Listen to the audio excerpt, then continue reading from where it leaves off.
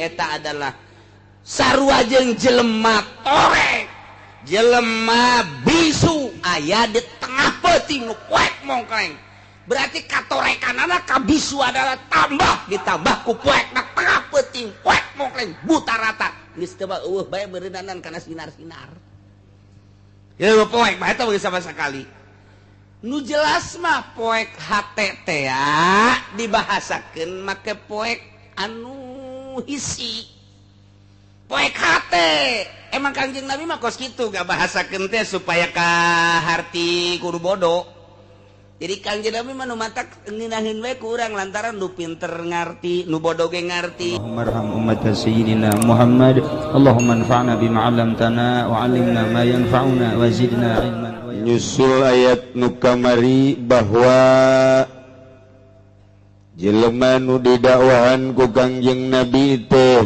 nu ngadarengekeun aya nu teu ngadarengekeun aya nu ngadarengekeun jelema-jelema nu diberi hidayah ku Gusti Allah Subhanahu wa ta'ala nu teu ngadarengekeun jelema nu dijauhkeun tina hidayah innama yastajibul ladzina yasma'una nu ngadarengekeun mah anu nyana ngaijabah kana pangundang Kangjeng ngadarengekeun kana dakwah Kangjeng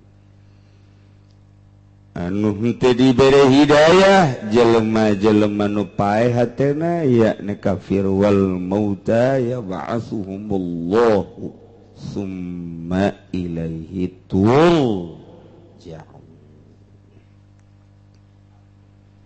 nyusul jelema anu parae hatena jelema anu henteu ngadenge kana ajakan Kangjeng Nabi jelema anu teu maelu kana dakwah Kangjeng Nabi Kangjeng Nabi nya namanyana percis kos cai dina tahun daun tales Nabi teh geus teu dianggap kumanehan lantaran hatena pae hatena tertutup hatena ieu dibengker dicap teu daekeun narima jeung teu daekeun ngadengekeun kana ajakan Kangjeng Nabi Muhammad sallallahu alaihi wasallam aya tambah deui mun tadi bahasana wal mauta yab'atsuhumullah kuari ditambah walladzina kazzabu biayatina summun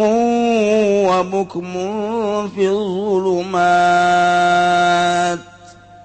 wallahu alam bimuradi ari jelema-jelema nu ngabohongkeun ka ayat-ayat kaula ceuk Allah ka ayat-ayat kaula nu agung yakni Al-Qur'an eta mah lir teh beda jeung jelema anu torek lir jeung jelema anu bisu nu gagu bari jeung aya di jero poek mokleng buta rata poek jem hiji malah mah aya guludug berarti aya mega tengah peuting poek lampu aya mega poekna geus teu bisa kaukur ku urang poek jasa geus tah mah jem hiji peuting pareum lampu kebeneran deui bulanna ge kebeneran bulanna bulan kolot ditambah deui ku mega guludug deui gede eta poek geus teu bisa kabayang tah mah kajinting pamajikan urang geulis tetep poek bae tetep da mah poek bae tah mah tetep poek ai lain Kangjeng Nabi mah Kangjeng Nabi pernah terjadi seperti kieu ye masyaallah beringat ka Kangjeng Nabi Gusti Allah nu agung ku pohara Siti Fatimah Siti Aisyah garwa ku anjeun dina Bukhari dicaritakeun keur ngaputan kira-kira bangsa jam 10 peuting keur ngaputan ge gaputan baju kancingna pas meujeunna can anggeus poek lampu kurang minyak jadi geus teu kadeuleus jadi simpen ku Siti Aisyah teh poek jasa jole Kangjeng Assalamualaikum. Waalaikumsalam. Naon Aisyah? tadi ngaputan poek guys. Eta Kangjeng Nabi datang tengah peting kira-kira jam 10 parem lampu lantaran kurang minyak. Siti Aisyah keur ngaputan kancing. Keur mejeuna ngaputan kancing padi simpen eta poek jasa. Jol Kangjeng cak Siti Aisyah ka jarum-jarumna ka liang-liang jarumna kukula diasupan eta benang kadeuleu ku cangcangna beungeut Kangjeng Nabi. Saya nyaritakeun anak. Masya Allah di Bukhari seperti itu. Ya Allah. Jadi dicari ditanya deh eta caangna kos kumaha? Eta nyarita lantaran cek Siti Aisyah naon bae. Ku lampu mah teu kadeuleu barang Kangjeng kadinya ngempraina cahaya wajah Kangjeng Nabi. Naon nu aya di kamar eta di imah eta katingali ku cangcangna hingga kula ngasupkeun benang kadinya geus teu hese deui. Aduh. Geus hese ngabayangkeun eta mah. Urang mah kercaan. Jol bae aya bapak urang poe. Poe pantaran nyana boga eta boga naon gusuran teu ngabagi ka urang. Jadi ka bawa poe. Sial jasa ku greget nerangna ka bapak teh sial jadi poe teu kadeuleu bae geus. Malah gelas hampir ngeleyeng ka beungeutna. Ku poek-poekna eta. Ih, Kangjeng Nabi mah caang amat. Masya Allah karim. Kazamanan urang mangan dongeng nabe bari soheh dina kitab Bukhari ngan alhamdulillahna urang mah dibere hidayah iman ka Kangjeng Nabi sebagai Rasulullah sallallahu alaihi wasallam. Makin ngadongengkeun Kangjeng Nabi kaistimewaanna makin ngarenyed hate. Makin cinta urang ka Kangjeng Nabi. Makin tambah ka mahabahan ka Kangjeng Nabi. Sebab naon? Geus aya modal cinta. Urang resep ka kiai urang, aju aya kaistimewaanna tambah cinta. Terbuka hate teh cinta dah luar biasa, tapi lamun urang greget ka kiai eta greget. Aya tak kehebatan kiai eta kamonesan kiai eta. Akur bae nyiduhan malah teh. Os kitu teh. Eta tiba heula Kangjeng Nabi boga nyaritakeun bahwa Kangjeng Nabi ngempray ge beungeut na kadenge ku Abu Jahal. Di mana aya cak Abu Jahal? Beungeut hurung. Oh tinituna cak Abu Jahal. Atuh kitu bae terus bae. Gua ari jatuh ka kiai mah teh kurang lamun dihinakeun teh mah biasa bae sih. Kangjeng Nabi ge eta sakitu ngemprayna Siti Aisyah bisa ngasupkeun benang kana jarum. Pohara jasa kabeh mah percaya urang bae kuari nu 14 abad percaya. Abu Jahal mah teu percayaeun. Dia atuh si Ameng mah teu percayaan. Atuh teu percayaan si siang-siang malingsing mah teu percayaan sarua. Si Tegwan teu percayaan sarua bae. Si Konghuan sagara. Percaya. Masya Allah. Urang mah alhamdulillahirabbil alamin tambah pohara amat Kangjeng Nabi pantes atuh Kangjeng Nabi mah. Tah, ieu jelema nu ngabohongkeun ka ayat Al-Qur'anul Karim eta adalah sarua jeung jelema torek, jelema bisu aya di tengah peuting nu poek mongkleng. Berarti katorekanana ka bisu adalah tambah ditambah ku poekna tengah peuting poek mongkleng buta rata. Geus teu eueuh bae beureunanan kana sinar-sinar. Ya poek bae eta geus sama sakali. Nu jelas mah poek hate teh dibahasakeun make poek anu hisi. Poek hate. Emang Kangjeng Nabi mah kos kitu gak bahasakeun teh supaya kaharti kudu bodoh. Jadi Kangjeng Nabi mah nu matak nginahin we ku urang lantaran nu pinter ngarti, nu bodoh ge ngarti. Tapan aya bahasa teh bahasa kahartina kudu pinter bae nu bodoh mah teu ngarti-ngarti. Teh eta teu bagus tah kos kitu teh. Teu bagus, jelema intelek datang ke lembur, bahasa lagi. Waduh, situasi dan kondisi. Waduh, ini sekarang kan alam reformasi. Dengan demikian harus kita tahu sisi. Di mana si Susi sekarang? Cak aki-aki jeung nini aing mah puyeng ngadengekeun si eta, sasi-sasi malulu lah. Cenah cak batur pinter itu kaharti ku aing. Bongan sa ngomongna kos kitu. Ai dakwah ka ketos atuh make bahasa ketos. Dakwah ka Kendal atuh make bahasa Kendal. Dakwah kuari ka Cipondo atuh make bahasa Cipondo. Dakwah ka Cengkareng atuh make bahasa Sidul. Atuh kitu bae sih. Nah, urang dakwah ka Belanda ya otomatis make bahasa lain, make bahasa mauk. Atuh mah ngartieun ieu nya gede itu atuh. Geus bae geus ora mengkonon sira atuh kitu bae sih. Cak urang Belanda pan ieu bahasa naon? Iki bahasa Belanda iki. Kok begini sih bahasa Belanda? Iya, iki yang modernnya iki. Bahasa Belanda ora iki namanya. Kanden telah dening Banten mah iki bahasa Belanda koek. Oh, ya mengkonon ge iya. Tah, jadi kudu nyaho situasi. Geus geura Kangjeng Nabi. Kangjeng Nabi keur nyaritakeun ganjaran nyolateun nu maot. Kangjeng Nabi nyaritakeun ganjaran ngiringkeun mayit ka kuburan. Cek Kangjeng Nabi sajelema nu nyolateun nu maot datang ka anggeus ta eta teh dibere ganjaran sakirot. Lamun tas nyalateun kemudian nyana ngiringkeun ka kuburan sampai selesai nguburkeun ta eta teh dibere ganjaran 2 kirot. Panu pinter mah geus paham. Kirot teh ya pohara jasa ganjarana geus sakirot mun nyalateun doang mun 2 ejeng nguburkeun 2 kirot. Anu pinter geus paham lantaran loba sahabat nu bodoh nanyakeun ya Rasulullah wa mal kirot. Ya Rasulullah dupi sakirot sakumaha babari nyontohanana cek Kangjeng Nabi sakirot eta segede gunung Uhud lantaran nu kadeule gunung Uhud. Geus nyontohanana Kangjeng Nabi mah tah sagede gunung Uhud eta tah. Meureun mun dikira-kira Kangjeng Nabi na ayana di urang Gunung Karang deui Jon. Segede Gunung Karang tah. Di luhurna aya sumur 7 mandi geus ya di dinya. Jadi Kangjeng Nabi babari jasa. Tuh, Ceng. Lamun hayang nyaho sakirot segede gunung Uhud. Oh tuh gede. Lamun 2 kirot atuh 2 kali gunung Uhud. Jadi kan kahartieun dah. Tuh, ieu ge bahasa Gusti Allah supaya kaharti.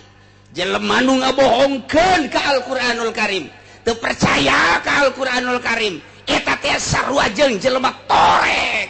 Sarua jeung jelema nu bisu ayana di tengah-tengah peuting kuek pungklek buta rata. Tuh sinarna naon? Bisa dibayang pohara amat cam urang.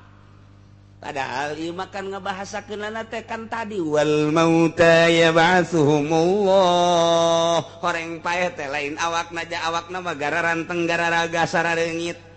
Galalede beuteungna ge dayut jasa jahirup horenganan tapi dibahasakeunna wal mauta horeng paeh teh mata hate. Atuh di dieu ge sarua bae torek ceuli hate. Bisu teh bisu sungut hate. Poek teh poek ku kabodohan jeung ku kakufuran.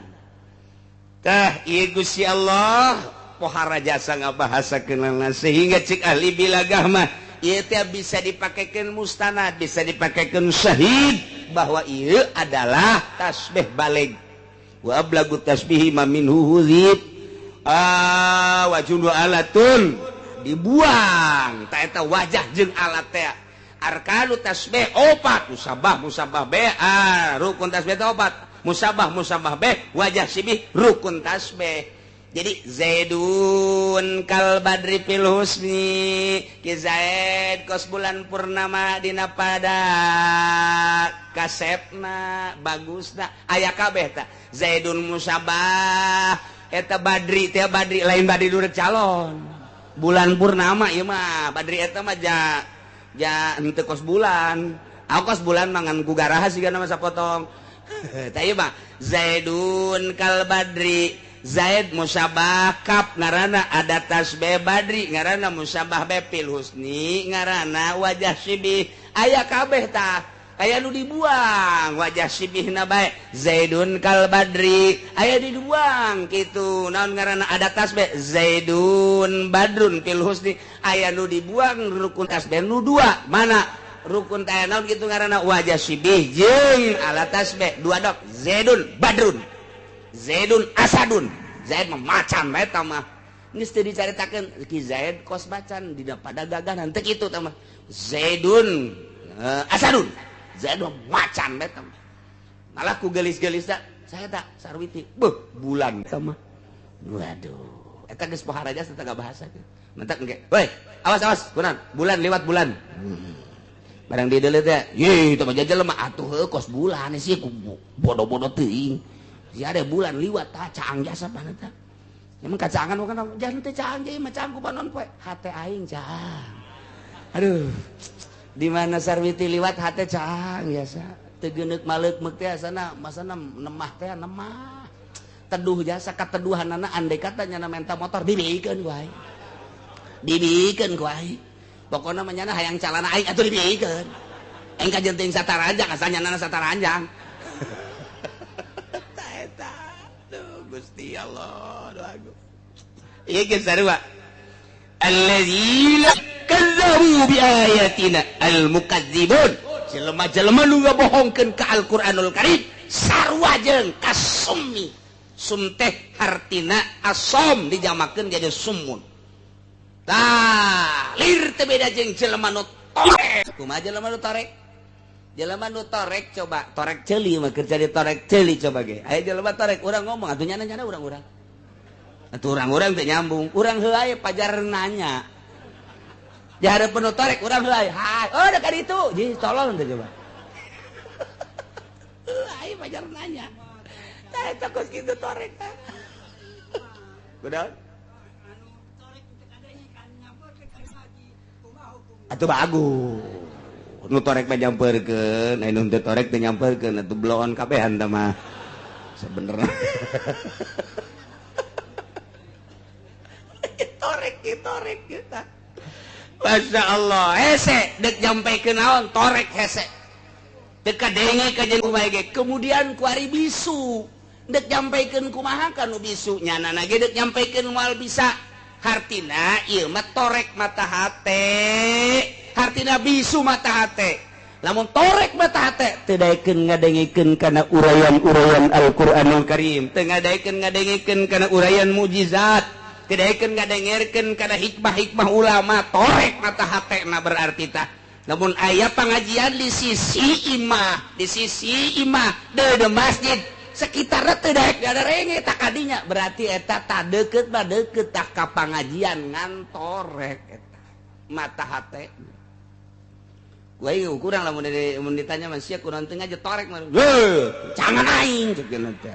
Siam torek mah. Coba eta saha nu salah coba. Saha nu salah? Anu nanya apa nyana? Pasti atuh teu datang. Teu datang mah aing mah teu torek. Oh torek sia. Henteu bisa gelut dirinya. Torek mata hate. Tidak. Bisu mata hate. Sehingga tidak ngomongkeun hak. Kredit haram teu wanieun bisu mata hate. Sistem multi haram teu wanieun ngomongkeun kos itu mata hatena torek mata hatena bisu teu daekeun ngomong hak. Selalu jadi corong Amerika nu kuduna jadi corong Allah melalui Al-Qur'an melalui hadis Kangjeng Nabi melalui ulama bejakeun eta jelema bener ngaranna henteu bisu. Kuari mah teu daekeun ngomongkeun Al-Qur'an jujur jeung adil sakap ngomongkeunana ngomongkeun demokrasi bae teu saimbang demokrasi jeung Qur'an teh gedean ka ditu teu pernah ngomongkeun Al-Qur'anul Karim eta jelema nu kitu ngaranna bisu.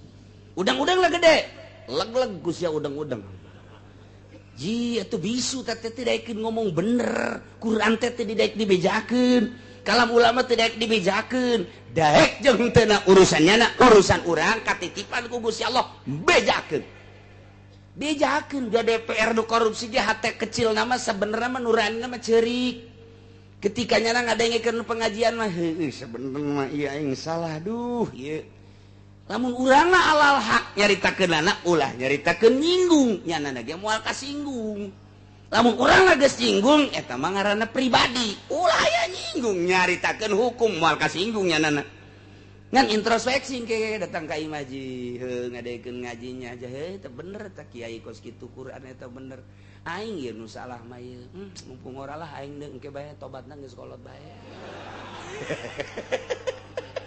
bari manek mangpang meungpeung heula bae lah disebut lagi aja mumpung tepan tetep atuh aya hate nurani na pan aya berarti tah nyana ngaku teh aing salah lah geus moal ka imah kiai heula nyisin lah paling geus sakitu doang geus moal lah kamari mah aing ka imah kiai ge atuh sugan teh beuti teu kos kitu orang kos kitu kiai teh aing nyisin lah geus moal ka imah kiai paling ada ngiriman bae ka imah kiai lah kayak lebaran kayak Kiai izin aing izin ya nanti ya terus bentak cek Tuan Syekh Abdul Qadir sing izin istahi iya izin maneh ka Allah sakumaha izin kanu soleh dibalikeun bahasana saya Tuan Syekh Abdul Qadir na Fatur Rahman teh bahasana kos kitu sing izin maraneh kabeh ka Allah sakumaha izina kanu soleh lamun maneh berhadapan jeung nu soleh pan sok izin ka Allah atuh kudu leuwih kitu kuduna makan izin kanu soleh kuduna komo ka Allah kudu sakumaha izin ka Allah dibalikeun lantaran naon kadeuleuna jelema ai ka kiai izin ai ka Allah henteu matak dibalikeun ku Tuan Syekh Abdul Qadir Fatur Rahman mah Fatur Robani kitu tah sing izin maneh ka kiai sakumaha izinna ka Allah kuduna mah kitu lain sing izin maneh ka Allah sakumaha izinna ka kiai sebab naon ari ka kiai deuk ka imah kiai izin make kopiah make samping make sesengitan kunaon ai ka imah teh salah coba itu nu blon saha eta coba nu blon saha eta tuh deuk ka kiai mah bu beunit tawadu jasa ngomong ge diatur marang geus datang kaluar aduh hareudang deket kiai aing aduh masyaallah aduh geus bawa ka imah kiai aya di luar Ambalaya. Jadi isinan ka kiai tibatan isinan ka Allah ieu keur zaman Tuan Syekh Abdul Qadir. Aya zaman kuari mah tuh ka Allah henteu ka kiai henteu. Ieu ke zaman Syekh Abdul Qadir teh bahasa Tuan Syekh Abdul Qadir teh kos kitu. Sing izinlah ka Allah sakumaha izinna ka kiai. Sebab di zaman Tuan Syekh Abdul Qadir ka Tuan Syekh Abdul Qadir teh izin jasa. Ai ka Allah teh izin, mentek ceramahna seperti kitu Tuan Syekh. Tah kok santri teh di hareupeun kiai mah geger-bega, di luar menonton. Belum teh coba teh santri. Atuh kos kitu hareupeun kiai mah pohara jasa. Gerbeg aja kudu teu make kopi aing, izin jasa. Ai di luar, kos geng. Eta kos kitu. Jadi kiai teh dipake kae ku sakitu ge cak Tuan Syekh Abdul Qadir eta aya imanan berarti. Namun aya pejabat masih kene izin ka kiai di jero nuranina mengakui. Secara dimni kos kitu tawali teh geus bisa ngamaca. Namun aya pemabok mung kapangi jeung kiai di jero nuranina mah geus ngaku eta. Jam moal izin lamun nyana eueuh nuranian. Tukang judi mung aing mah ka kiai mah sieun aya nuranian seperti tinggal ngomean bae. Tukang korupsi mung kapangi jeung kiai eta mah lamun kiai Golkar mah daek aing ge. Jeung kiai eta mah embung aya nuranian sebenarnya mah babari sebenarnya maca batin teh urang geus dituduh-tuduhkeun ku para wali Allah. Nu mantak izin naon dirina bobolokot. Nu mantak embung naon dirina berarti geus aya pengakuan secara dimni mah tah. Sepada dimni aya jelema ka imah kiai teh datang ka imahna siapa lah ka ditu aing mah nungguan we di mobil. Mun embung aing embung teu kuat aing mah. Geus nungguan we gegeran sia minta caina ka ditu aing di mobil. Atuh sakalian dateng henteu moal waka kurang izin jasa aing eta sebenarnya mengakui diri loba kasalahan encan jeung Allah kakarak jeung kiai geus kos kitu engke cak Allah ge sia dateng ka imah kiai izinnya berarti sia ngaku salah ngampura bae ku aing cak Allah teh mantap geus teu kudu ka Allah ka kiai asal datang ka imah hareupeun imahna balik ikeur carita dimni atuh bener kitu emang coba mendatang aing daek jeung kiai itu mah kunaon sarua jeung aing nyana orek koros aing orek koros isinin jeung kiai ge hogang bae biasa jeung kiai tah eta teh babarita Tuan Syekh Abdul Qadir ilmuna dituturkeun mun aya nyaho nurani jelema seperti kitu aya tetep bibit bener nuranina ngomong teu sanggup aing kapanggih jeung Tuan Syekh naon isin aing aya nuranian tinggal dibenerkeun bae mentek Tuan Syekh mawani di mana eta imana di anu di datangan Waalaikum waduh keur izin di datangan coba bange nonggeng atuh nonggeng atuh Gusti aduh izin teh kumaha naon bae aduh ajuk pan Tuan Syekh mah nyaho sia kemari datang ka hareupeun imah kunaon teu mampir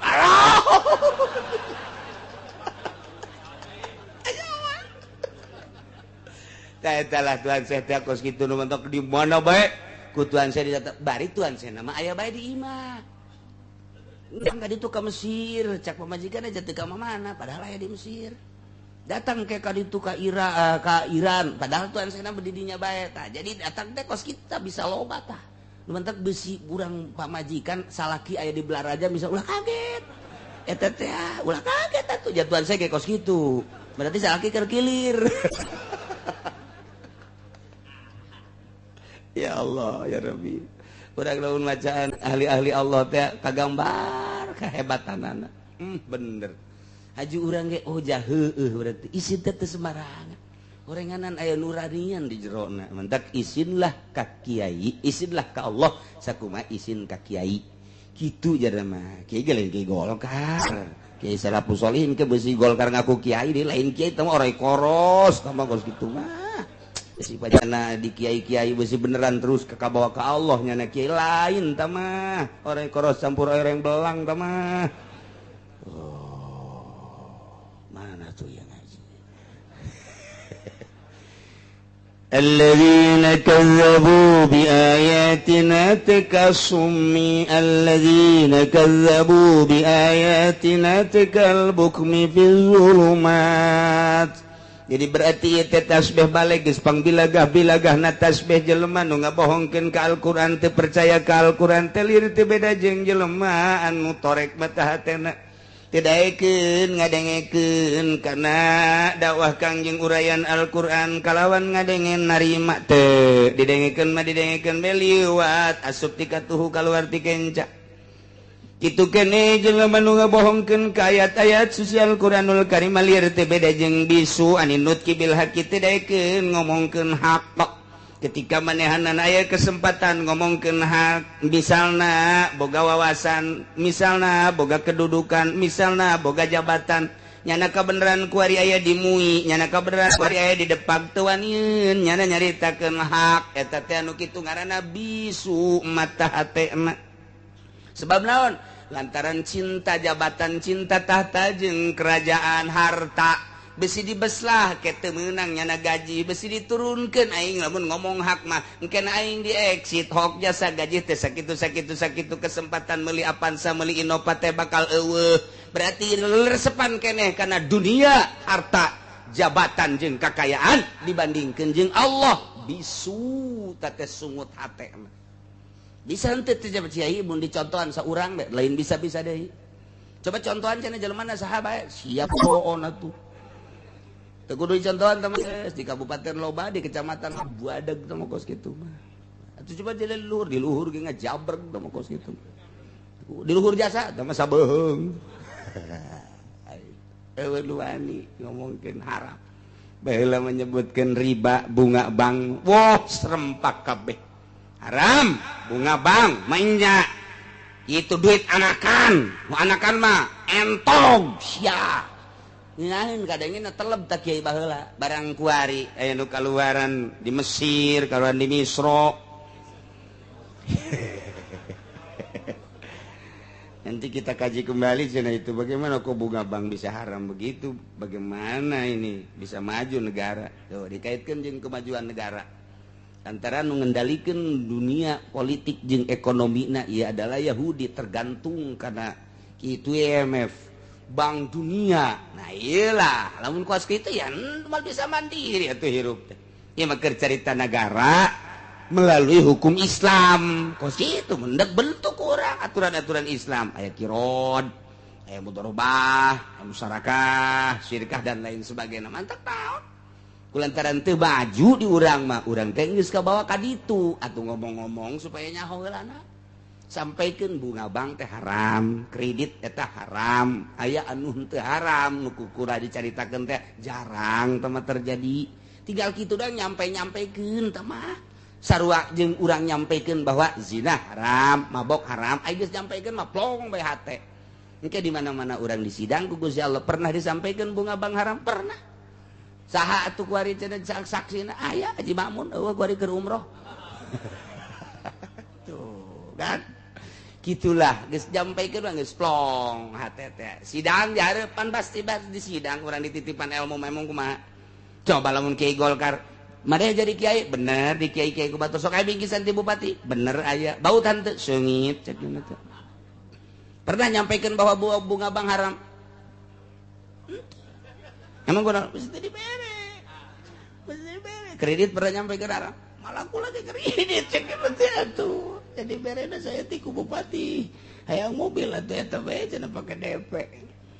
Jabania. Kulat. Cara dia Kiai Golkar ya. Kamanakeun. Jahanam. jahanam.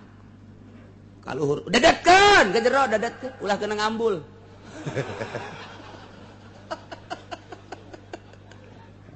Iya tuh. Cak jawabannya apa dia tulisannya mah kiai. Kiai ge teu daek nyaritakeun hak. Tah iya ieu teu beres. Awalna mah kafir teu daek nyaritakeun hak maka dia nya kababawa lantaran jadi corong kafir. Aslina mah walladzina kazzabu biayatina summu wa bukmun fil zulumat. Eta mah kan kafir-kafir teu daek nyarita, teu daek ngadenge, teu daek ngomongkeun kafir. Ngan nyana kabawa ku isme kafir, teu daekeun nyaritakeun hak lantaran besi teu dibere, besi kucuran, teu daek tapa sama kiai kos kitu mah tapa saeutik atuh. Engkena mantep ilmu teh bisa digunakan ku dirina jeung ku balerea di akhirat salamet gitu. Cek Kiai Golkar moal ngaji aing mah bisa sadunita tuh ngaji sadunita nunita naon saha ngan sia dia udah ada pentanggal Ambon ih tu may yasha'illahu yudlil ومن يشاء يجعل ومن يشاء يجعله على صراط مستقيم sahajal manu dikersakeun ku Gusti Allah dibuang mapula idlalahu kana disasarkeun ku Gusti Allah tudlilhu Allah bakal nyasabkeun itu keneh jelema nu ku Gusti Allah dikersakeun dibere pituduh dibere hidayah atuh ya ja'alhu ala siratim mustaqim. Gusti Allah ngajadikeun jalan anu lempeng yane jalan agama Islam. Berarti kembali kana masyiah Allah hakikatna mah horeng menang Allah lantaran ti eueuh kaayaan Allah ti aya diurus ku Allah geus aya dieuweuhkeun ku Gusti Allah dalam pengurusan Allah teh ieu teh urang moal bisa nentang geus berarti ku Gusti Allah du dikersakeun dolalah sasar atuh kajenting ku kumaha ge sasar bae ku Gusti Allah dikersakeun manehanana dibere hidayah kajenting diulah-ulah ge atuh bener bae. Geus ieu mah urang mangan sakadar ngalaksanakeun parentah Gusti Allah urang dititipan ilmu nyampaikeun sampaikeun iraha bae aya kesempatan sing ikhlas adapun urusan daek jeung henteuna urusan Allah sebab naon Allah nu ngatur geus kuari teh jelema kakalayangan ka puri kakalayangan ka Cikupat naon karang-karangna sia geus apal jasa eta mah kacita. Aduh Gusti beureun geus malakat berarti jero hate teh pohara geus bali engkekeun deui tah mah geus berarti saya teh lelempangan ka ditu peuting kemudian terus dadangdutan segala nyanyian terus aya nu mabok-mabok atuh ngomong mah ngomong bae kiai dakwah mah pendakwah bae kiai hakikatna mah kos kitu teh meunang Allah Subhanahu wa taala berarti endek dikumahakeun wallahu a'lam ngan meureun engke ka ditu namun terus-terusan gitu mah siksaeun Allah ketika Allah nyiksa atuh anu ari ibadah ge kabawa bae ka siksa engke ka ditu mah ngan engke dicokot ti heula dingeunahkeun kadeuleuna mah akur disiksa padahal mah diamankeun ku Gusti Allah tapi urang kan embung kitu teh embung tetep bae kudu galak bae kudu galak artinya kudu galak teh seperti kejelema nu judi atau nu mabok goblok sia kunaon judi ye geus aya ti dituna cak kiai ge budak gak ada halil tampiling ke orang wajar ditampiling sia tapi ke anak baturullah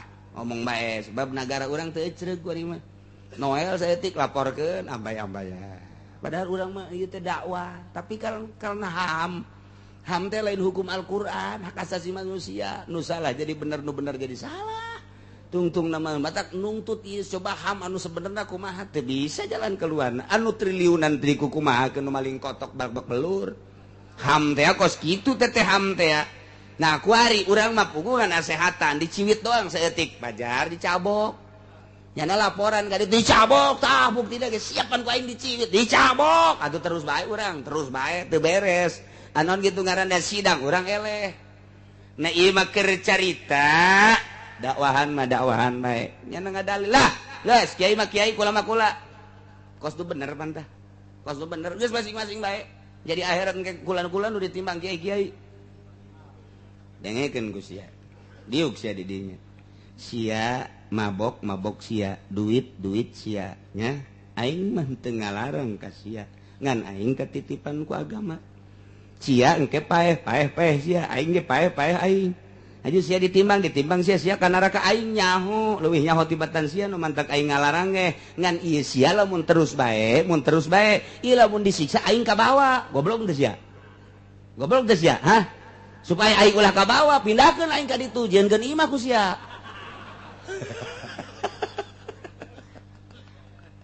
Masya Allah kari urang kembali atuh kuari maka Gusti Allah jadi sadar sakadar ngajakan ge hari imkan noelan ka jelema ge hari imkan ketika situasi jeung kondisina ngemungkinkeun janu ngadaekeun ngambungkeun mah tetep bae Gusti Allah dengan dalil mayyasa'illah yudlilhu jelema anu dikersakeun sasar ku Gusti Allah sasab ku Gusti Allah atuh Allah anu nyasabkeun jelema di masyiahna ku Gusti Allah dituduhkeun diberi hidayah atuh yaj'alhu ala siratim mustaqim lurus di luhur agama Islam ye urang ti imah siap-siap mante subuh terus datang ka dieu kos nang urang lain menang Allah subhanahu wa ta'ala aya babaturan urang deuk ngaji datang ka jalan di HP aju teu jadi ngajina andahan ka karang bolong menang saha eta menang Allah kene aya deui nu ngaulah-ulah di imah lah ngaji malulu bisa kudu ngaji puyang aing mah nu ngaji eta kikituan ge menang saha eta menang Allah ayat di jero masyiah Allah urang datang ti imah ka dieu menang Allah tinggal sadar doang urang bersyukur ka Gusti Allah Gusti alhamdulillah orang abdi dituduhkeun ku Gusti meureun manan abdi ku Gusti dikadiekeun ge ieu teh aku Gusti endek di yaj'alhu ala siratim mudah-mudahan urang aya dina siratil mustaqim aya dina jalan anu lempeng nu dipikari ridho ku Gusti Allah sehingga urang menang ridho Allah subhanahu wa ta'ala urang anak urang pemajikan urang kabehan mudah-mudahan aya dina ridho Allah tetangga-tetangga urang guru urang mudah-mudahan aya dina tetangga Allah dina ridho Allah kitu keneh kawauh urang sarua mudah-mudahan aya dina ridho Allah subhanahu wa ta'ala bi barakati ummil Quran al-Fatihah bismillahirrahmanirrahim alhamdulillahirabbil alamin arrahmanirrahim maliki yaumiddin iyyaka na'budu wa iyyaka nasta'in shiratal mustaqim shiratal ladzina an'amta 'alaihim ghairil maghdubi 'alaihim waladdallin